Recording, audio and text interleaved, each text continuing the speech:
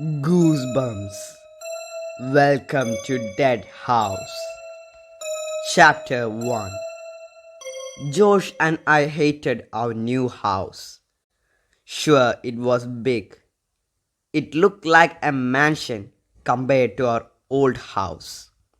It was a tall red brick house with a sloping black roof and rows of windows framed by black shutters.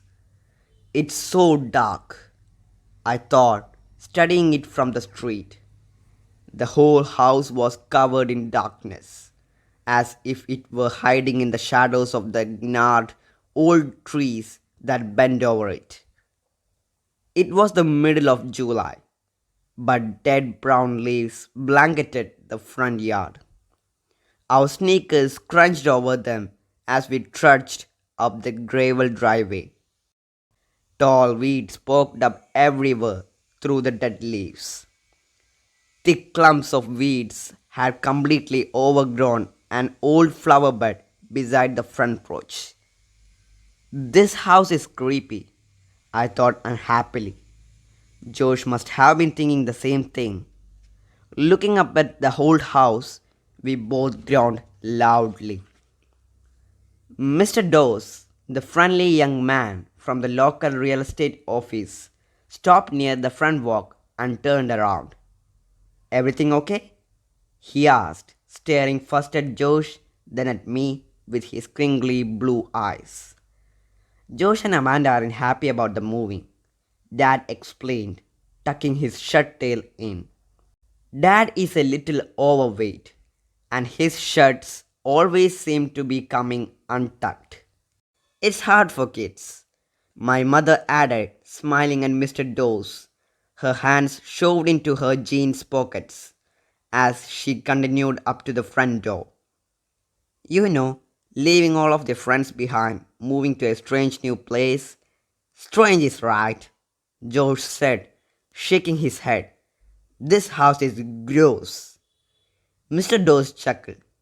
"It's an old house, that's for sure," he said, patting Josh on the shoulder. "It just needs some work, Josh," Dad said, smiling at Mr. Dawes.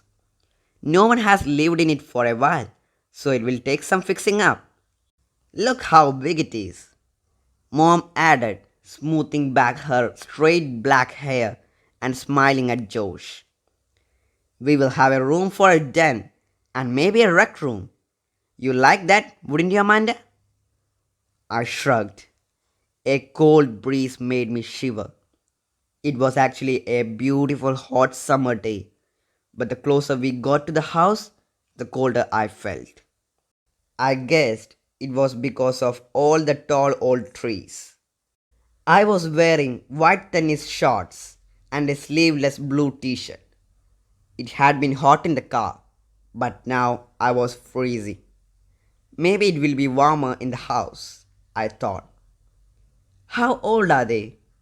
Mr. Dawes asked Mom, stepping onto the front porch. "Amanda is 12, Mom answered, "and Josh turned 11 last month." "They look so much alike," Mr. Dawes told Mom. I couldn't decide if that was a compliment or not. I guess it's true.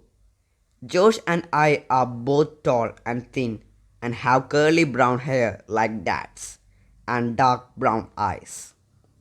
Everyone says we have serious faces.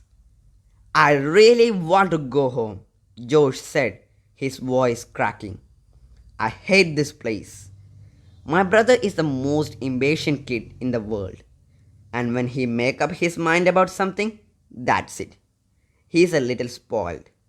At least I think so. Whenever he makes a big fuss about something, he usually gets his way. We may look alike, but we are really not that similar. I'm a lot more patient than Josh is, a lot more sensible, probably because I'm older and because I'm a girl." Josh had hold of Dad's hand and was trying to pull him back to the car. "Let's go! Come on, Dad, let's go!" I knew this was one time Josh wouldn't get his way. We were moving to the house. No doubt about it. After all, the house was absolutely free. A great uncle of Dad's, a man we didn't even know, had died and left the house to Dad in his will.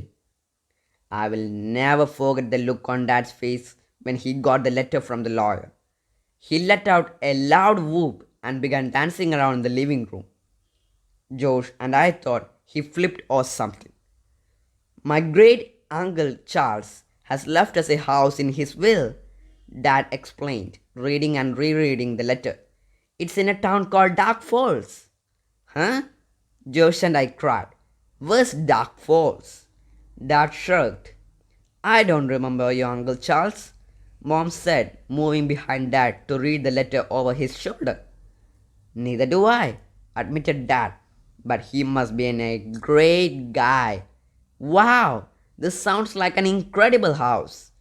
He grabbed Mom's hand and began dancing happily with her across the living room. Dad sure was excited. He'd been looking for an excuse to quit his boring office job and devote all his time to his writing career. This house, absolutely free, would be just the excuse he needed. And now, a week later, here we were in Dark Falls, a 4-hour drive from our home, seeing our new house for the first time. We hadn't even gone inside, and Josh was trying to drag Dad back to the car. Josh, stop pulling me, Dad snapped impatiently, trying to tug his hand out of Josh's grasp. Dad glanced helplessly at Mr. Dawes. I could see that he was embarrassed by how Josh was carrying on. I decided maybe I could help. Let go, Josh, I said quietly, grabbing Josh by the shoulder. We promised we give Dark Falls a chance, remember? I already gave it a chance, Josh whined, not letting go of Dad's hand. This house is old and ugly and I hate it. You haven't even gone inside, Dad said angrily. Yes, let's go in, Mr. Dawes urged, staring at Josh. I'm staying outside, Josh insisted. He can be really stubborn sometimes. I felt just as unhappy as Josh looking at this dark old house. But I never carry on the way Josh was. Josh, don't you want to pick out your own room? Mom asked. No, Josh muttered. He and I both glanced up to the second floor. There were 2 large bay windows side by side up there. They looked like 2 dark eyes staring back at us. How long have you lived in your present house? Mr. Dawes asked Dad. Dad had to think for a second. About 14 years, he answered.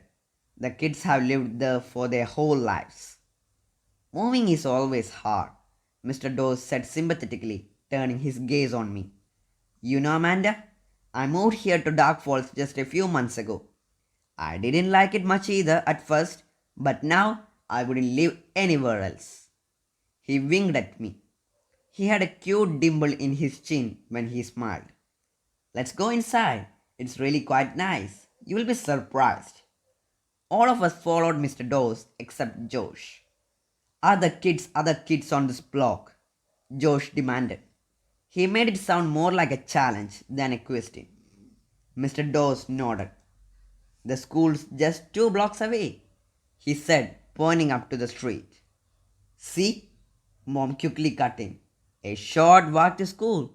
No more long bus rides every morning. I like the bus, Josh insisted. His mind was made up.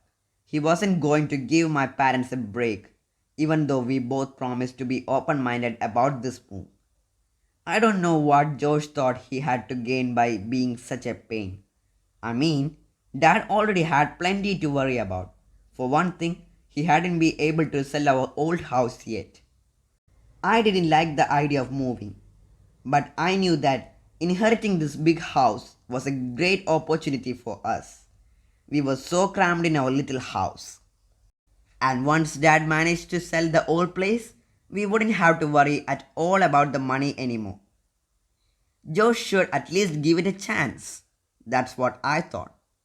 Suddenly, from our car at the foot of the driveway, We heard Petty barking and howling and making a fuss. Petty is our dog, a white, curly-haired terrier, cute as a button and usually well behaved. He never minded being left in the car, but now he was yowling and yapping at full volume and scratching at the car window, desperate to get out.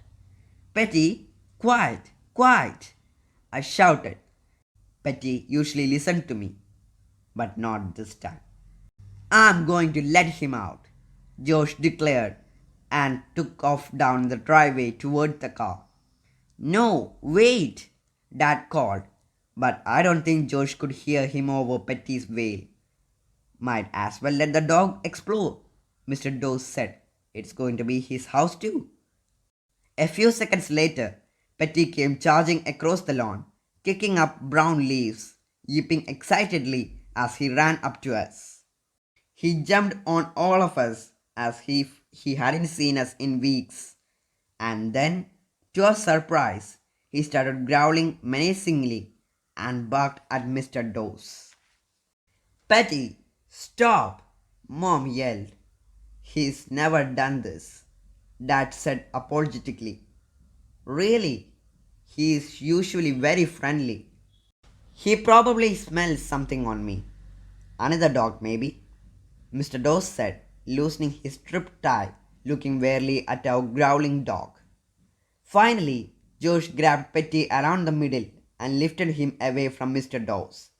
Stop it, Petty, Josh scolded, holding the dog up too close to his face so that they were nose to nose.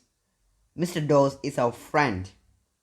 Petty whimpered and licked Josh's face. After a short while, Josh set him back down on the ground. Petty looked up at Mr. Dawes, then at me, then decided to go sniffing around the yard, letting his nose lead the way. Let's go inside, Mr. Dawes urged, moving a hand through his short blonde hair. He unlocked the front door and pushed it open. Mr. Dawes held the screen door open for us. I started to follow my parents into the house. I will stay out here with Petty, Josh insisted from the walk. Dad started to protest, but changed his mind. Okay, fine, he said, sighing and shaking his head. I'm not going to argue with you. Don't come in. You can live outside if you want. He sounded really exasperated. I want to stay with Petty, Josh said again, watching Petty's nose his way through the dead flower bed. Mr. Dawes followed us into the hallway, gently closing the screen door behind him, giving Josh a final glance. He will be fine, he said softly, smiling at Mom. He can be so stubborn sometimes, Mom said apologetically. She peeked into the living room. I'm really sorry about Petty. I don't know what got into that dog. No problem. Let's start in the living room, Mr. Dawes said, leading the way. I think you will be pleasantly surprised by how spacious it is. Of course, it needs work. He took us on a tour of every room in the house. I was beginning to get excited. The house was really kind of neat. And my room was huge and had its own bathroom and an old-fashioned window seat where I could sit at the window and look down at the street. I wished Josh had come inside with us. If he could see how great the house was inside, I knew he'd start to cheer up. I couldn't believe how many rooms there were. Even a finished attic filled with old furniture and stacks of old mysterious cartoons we could explore. We must have been inside for at least half an hour. I didn't really keep track of the time. I think all three of us were feeling cheered up. Well, I think I've shown you everything, Mr. Dawes said, glancing at his watch. He led the way to the front door. Wait, I want to take one more look at my room, I told them excitedly. I started up the stairs, taking them two at a time. I'll be down in a second. Hurry, dear. I'm sure Mr. Dawes has other appointments, Mom called after me. I reached the second floor landing, and hurried down the narrow hallway and into my new room. Wow! I said aloud, and the word echoed faintly against the empty walls. It was so big, and I loved the bay window with the window seat. I walked over to it and peered out. Through the trees, I could see our car in the driveway, and beyond it, a house that looked a lot like ours across the street. I'm going to put my bed against that wall across from the window, I thought happily, and my desk can go over there. I will have room for a computer now. I took one more look at my closet, a long walk-in closet with a light in the ceiling and wide shelves against the back wall. I was heading to the door, thinking about which of my posters I wanted to bring with me when I saw the boy. He stood in the doorway for just a second, and then he turned and disappeared down the hall. Josh? I cried. Hey, come look! With a shock, I realized it wasn't Josh. For one thing, the boy had blonde hair. Hey! I called and ran to the hallway, stopping just outside my bedroom door, looking both ways. Who's here? But the long hall was empty. All of the doors were closed. Whoa, Amanda, I said aloud. Was I seeing things? Mom and Dad were calling from downstairs. I took one last look down the dark corridor, then hurried to rejoin them. Hey, Mr. Dawes, I called as I ran down the stairs. Is this house haunted? He chuckled. The question seemed to strike him funny. No, sorry, he said, looking at me with those crinkly blue eyes. No ghost included. A lot of old houses around here are said to be haunted, but I'm afraid this isn't one of them. I thought I saw something, I said, feeling a little foolish. Why don't you run outside and tell Josh about the house? Dad suggested, tucking in the front of his shirt.